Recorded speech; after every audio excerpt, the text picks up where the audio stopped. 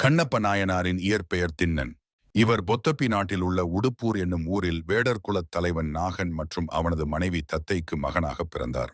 நீண்ட காலம் பிள்ளையில்லாமல் வருந்திய இவர்கள் முருகப்பெருமானை வேண்டியதன் பயனாக திண்ணன் பிறந்தார். குழந்தையை கையில் தூக்கும்போது திடமாக இருந்ததால் அவருக்கு திண்ணன் என்று பெயரிட்டனர். திண்ணன் சிறு வயதிலேயே வேடர் குலத்திற்கே உரிய வில், அம்பு, வாழ் பயிற்சிகளில் சிறந்து விளங்கினார். தந்தைக்கு பின் வேடர் குலத் தலைவனாக பொறுப்பேற்றார். ஒரு நாள் திண்ணன் தன் நண்பர்களான நாணன், காடன் ஆகியோருடன் வேட்டையாட காட்டிற்கு சென்றார். வேட்டையின் போது தப்பி ஓடிய ஒரு பன்றியை துரத்திச் சென்றார். நீண்ட தூரம் ஓடி இறுதியில் பன்றியை தன் குருவாளால் வெட்டி வீழ்த்தினார். களைப்படைந்த அவர்கள் பொன்முகலி ஆற்றங்கரையோரம் ஓய்வெடுத்தனர். அப்பொழுது தொலைவில் தெரிந்த காளத்தி மலையை கண்டார் திண்ணன். நாணன் அந்த மலையில் குடுமித் தேவனாகிய சிவன் வீற்றிருக்கிறார் என்று சொல்ல திண்ணனுக்கு அவரை காணும் ஆர்வம் ஏற்பட்டது. மலை ஏறும்போதே திண்ணனுக்குள் இனம் புரியாத பக்தி உணர்வு மேலோங்கியது. குடுமித் தேவரான சிவலிங்கத்தை கண்டதும் பேரானந்தம் கொண்டார். அவரை கட்டித் தழுவி ஆடி பாடினார். சிவகோசரியார் என்ற அந்தனர் தினமும் ஆகம முறைப்படி பூசை செய்வதை நாணன் மூலம் அறிந்து கொண்டார். ஆனால் திண்ணனின் அன்பு வேறு விதமாக வெளிப்பட்டது. பசியோடு இருக்கும் இறைவனுக்கு தான் வேட்டையாடிய பன்றி இறைச்சியை பக்குவப்படுத்தி தன் வாயில் ஆற்று நீரை கொண்டு வந்து அபிஷேகம் செய்து தலையில் சூடியிருந்த காட்டு மலர்களைக் கொண்டு அர்ச்சனை செய்தார். இரவு முழுவதும் வில்லேந்தி இறைவனை காவல் காத்தார். மறுநாள் காலையில் இறைவனுக்கு உணவு தேடி திண்ணன் சென்ற பிறகு பூசை செய்ய வந்த சிவகோசரியார் லிங்கத்தின் மீதிருந்த இறைச்சியையும் எச்சில் நீரையும் கண்டு அதிர்ச்சியும் வேதனையும் அடைந்தார். இறைவனிடம் முறையிட்டு அவற்றை அகற்றிவிட்டு ஆகம முறைப்படி பூசை செய்து சென்றார்.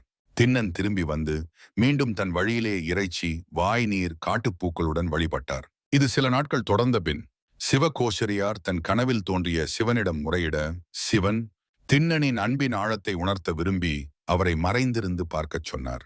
அடுத்த நாள் சிவகோசரியார் மறைந்திருக்க திண்ணன் வழக்கம் போல் வழிபட வந்தார். அப்பொழுது சிவலிங்கத்தின் வலக்கண்ணிலிருந்து இரத்தம் வடிவதைக் கண்டார்.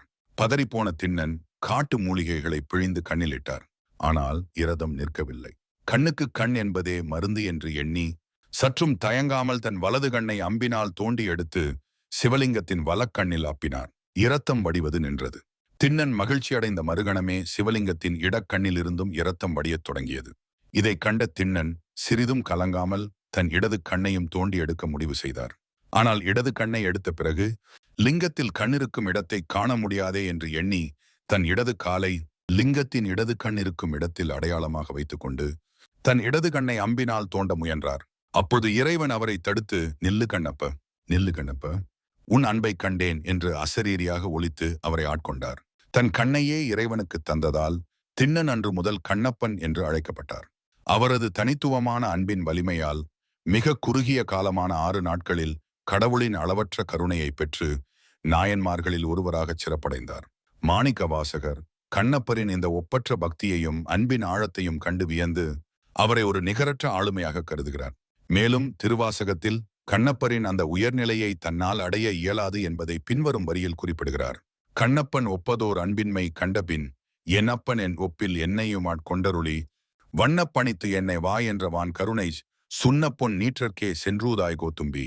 இங்கு நாம் யோசிக்க வேண்டியது என்னவென்றால், திருவாசகத்தை அருளிய மாணிக்க வாசகரே கண்ணப்பரை இப்படி கருதினால் நாம் எம்மாத்திரம். ஓம் நமச்சிவாய, ஓம் நமச்சிவாய, ஓம் நமச்சிவாய.